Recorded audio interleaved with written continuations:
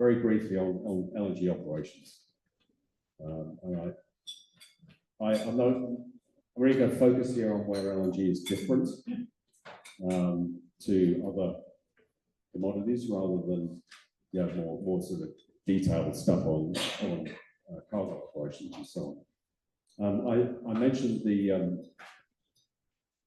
fact that with long-term contracts you have to commit a year ahead to your delivery plan, and that is the case, and it's one of the challenges you have as an LNG buyer if you want to avoid that spot market spike. To commit long-term. So I'd like this volume maybe over 5 years or 10 years or something like that. One of the issues is what comes with that is you need to put in place something called an annual delivery program. And the way this works, this industry is full of acronyms, but ADP stands for Annual Delivery Program. And they generally run January to December or April to March, which is the Japanese financial year, is the history of that.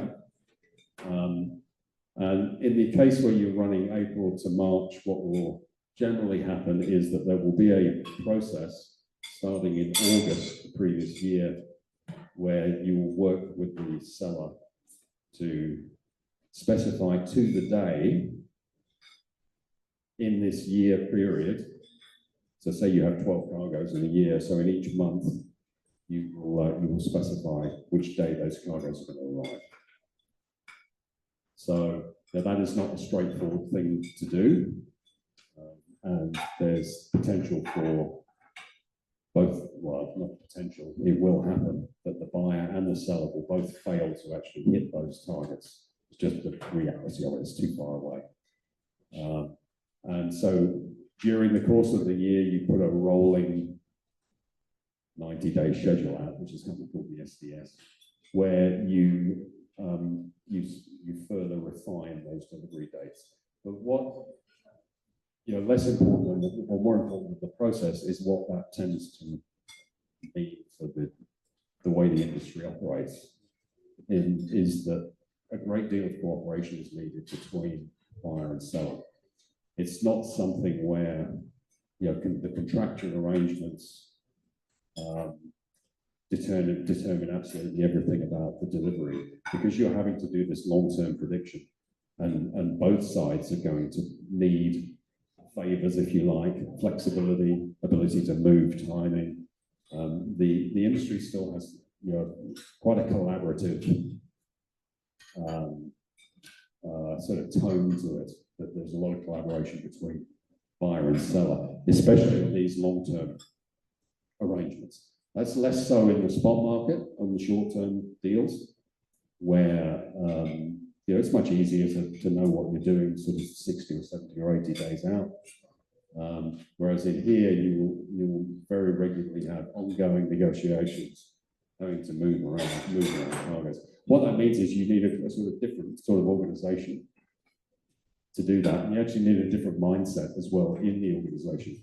There's, there have been a range of problems when you take people out of one type of organization and put them into another with the same mindset, and we've certainly seen that many times in LNG. You take somebody out of the oil organization and put them into the LNG organization. That can be a difficult transition for them, because you just need a different approach to much more collaborative, much more cooperative.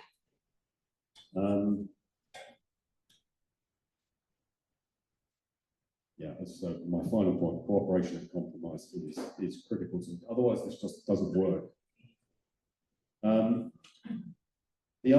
Actually, I think this is the final slide. So the other thing I've mentioned a few times: storage, and how important it is to manage your storage, and how difficult that can be, and how expensive it is. This is just looking at all the projects around the world at maybe 4 or 5 years ago, and how much storage they have per sort of million tons of production.